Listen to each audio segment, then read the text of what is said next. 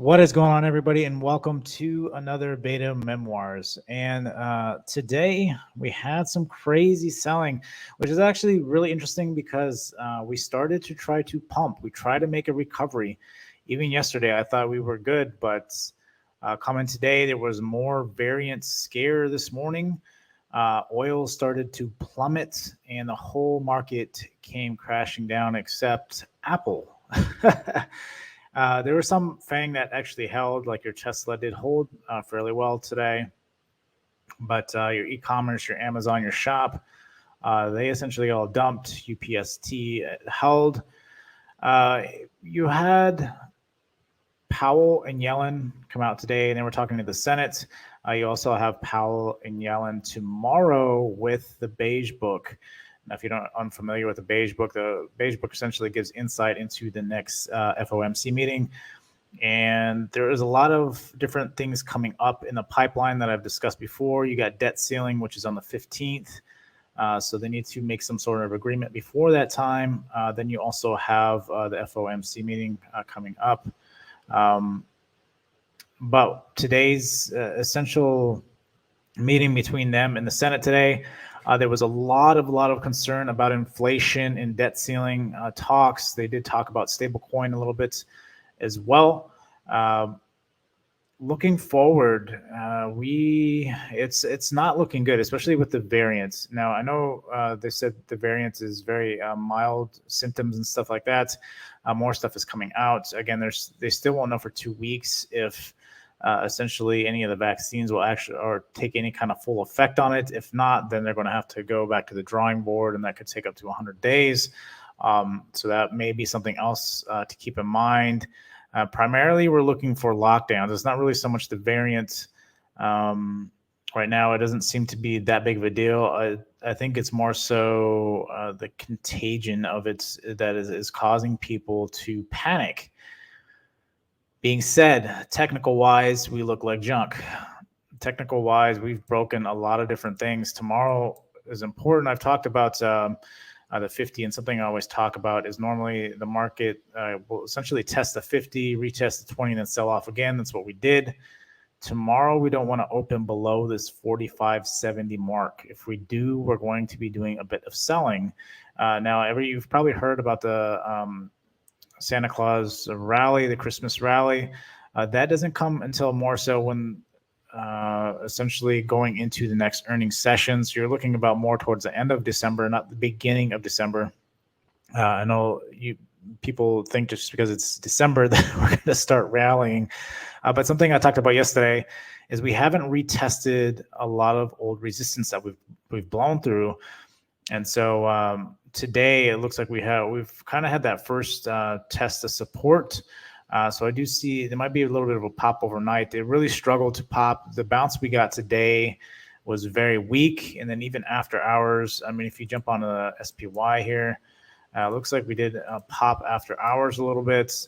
But these pops are super weak. And it's concerning because of that. Again, the oil sell-off, there's a lot of different things in play here. Do I believe we're going to bounce back from this? Yes. I don't think we're going to crash. The variant isn't going to crash the market. Again, if the only thing that can really change is if lockdown can really correct the market, I think at that point. But then it will soon be picked right back up and have more of a bullish sentiment to it. But going back to Powell and going back to Yellen, they were really talking about the Senate was really concerned about essentially what's going to happen with inflation, and that Powell essentially said that we can't label it as transitory anymore because if this new variant and multiple variants in the future arise, they could essentially stop a lot of the any kind of rate raises or anything like that down the road, which could lead to inflation. We were looking to start to taper. Taper talks there's been taper talks talking about delaying tapering. So there's a lot of what ifs at this point in the uncertainty the market does not like. And this is why you're seeing these weak bounces and the market is just not looking good. And I've talked about it before, the technical wise, it's not great for the market. but we haven't really followed technicals to this point. Your Bitcoin has been strong, had a nice push, and then it's kind of stable here. We're still solid. We're still very bullish on Bitcoin. It is consolidating nicely, something I talked about. This was just a scare, but if you take this piece of the equation out, it's still a lot of consolidation around this area. I think, especially if there's a lot of inflation concerns, your Bitcoin's going to get a massive rip out of this point. But we have to see if we broke back above, which is a great sign. If we can get above essentially this, essentially that 60K mark again, I think we're going to have a much stronger push up. Much like the market I said before, we had to retest old support, old resistance, which we have. And so that's just more of a bullish sentiment to the movement going forward. So we have to see, especially if we start getting inflation and there is any kind of lockdown, more travel restrictions, anything that's going to put constraints on the supply will definitely cause more of a bullish move in Bitcoin in the long term here. But we have to see how that plays out. Now, looking at the market itself for tomorrow, again, I don't like really giving a lot of watch lists because of the fact there is a lot going on right now. And I could give you a watch list and tell you to buy these stocks, but none of it's going to matter because it can all essentially be obliterated by tomorrow, the overnight session. Tesla's still very strong. As you can see, there's been so many wicks. This is actually on the daily, we're wedging here. So if we do break above this, we try to break it today, and then fell right through, and then the Powell and Yellen came on, and then the whole market just kind of fell from that point. But we want to break above. If we can break above this 1170 and hold above this, we're going to go make some parabolic moves in Tesla. Apple, again, monster move today. It didn't even hardly pull back at all today. So this is the thing that's essentially been keeping up the market. As long as I'm looking actually for a retest tomorrow, if we can break back through here, the 164 mark, looking to get in there, and then possibly get into price discovery again. Christmas rally, I think, is really what's pushing this ultimately. And the whole chip shortage thing is not that big of a deal because they're catching up with demand, but you still have to be cautious. You don't want to be so one direction that you're just buying the dip and then the market just continues to sell. The market will always surprise you. It will always go against what you think it's supposed to go. So always come in with a clean slate and just look and see what the market is giving you at the time. The rest of the market, again, all these are essentially red. The market looks like junk. Facebook continues to sell off. Facebook is one that I would kind of just leave alone. It's really been disappointing. Had that metaverse news, it's really kind of pulled it out of all that negative news it had for like a month and a half, but now it's drifting back down. So definitely not good there. Google is showing signs of weakness. It did a retest of the 50. Now it's just going to continue to sell. Again, the closest turnaround for this, I mean, it could drop way down here to 27.43, a possibility. Again, it's at support now, so you don't want it to break this. It breaks to 28.25. I think we're in trouble with Google. If Google comes down, Google's very heavily weighted. It can take the market with it. Even despite Apple doing its own thing. We did this cycle last time back in March, and Facebook was ripping where everything else was selling. So now we got Apple ripping, everything else is selling. So that's something to keep in mind. Coin and MSTR looking good. We definitely want to break above this trend. So if we can get back above this, essentially 321, and hold the daily candle, hold above that, I think a coin would be good, especially if Bitcoin starts turning. I want to get in that position because I think it's going to be a massive move. Same with MSTR. We want this back above essentially the 730 mark.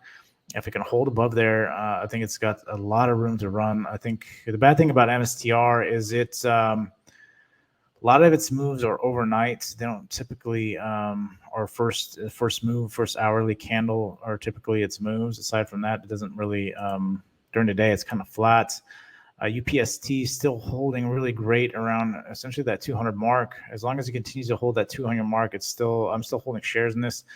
I still really like this. I think if there's inflation and stuff, this will start moving up along with the banks. It's essentially gauged with the banks, so watch that. The banks move. I think UPST starts moving, especially if there's more inflation concerns. Banks will really start popping.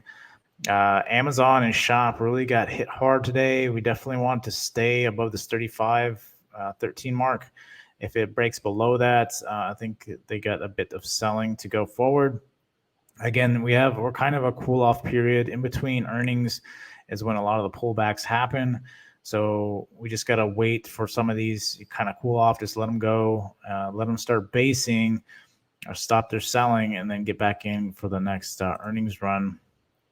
And again, I said here, like Shop just completely got obliterated again today. This is why you can't just buy the dip, because you buy the dip thinking it's going to go and then news comes out. That's why I like to be technical and fundamental, because news comes out and then flushes all your technicals down the tube. But the rest, Moderna, the CEO came out and said that they made the new variants, the vaccine may not be useful to the new variant. So we got some selling right out the gate this morning. Still holding though. Have to see how this does play out. I think he came back out and said that it may actually give some sort of protection. So that's why I think it didn't do a complete sell-off. I don't really like messing with the biotechs unless they are if they've fallen a lot and start consolidating is normally when I pick them up. Biotechs are very sensitive to news. Right now, the whole market's very sensitive to any kind of news, inflation-wise or variant news. But Moderna is definitely any kind of therapeutics, always definitely very sensitive to any information. It can take half the value out of the stock very fast. But I think that's pretty much it. This video is a little bit shorter. It's more of a state of the market update. Again, stay with your FANGs, stay with your chips. That was the other thing I wanted to talk about. The chips have been strong for the most part. Let me see if I can find the chips here. Roblox has been strong, but it's been struggling because it did have a massive run already. Kind of waiting for Roblox to pull back. Let me see here. LRCX has been holding well. It's kind of a delayed stock compared to the chip stocks. So if the chip stock starts running, start looking at LRCX. It definitely helps out.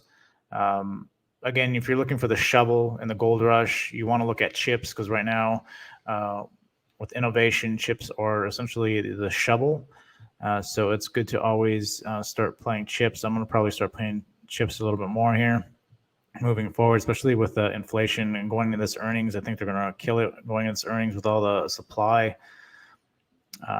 Since their supply has been catching up with the demand, I think they're going to destroy earnings this time around. So I can see those definitely pushing forward a lot more. ASML is one I've been watching. I want to see if it holds this 780 mark tomorrow. I want to get back in this. If that's the case, I do like the consolidation. I don't want it to break back below this.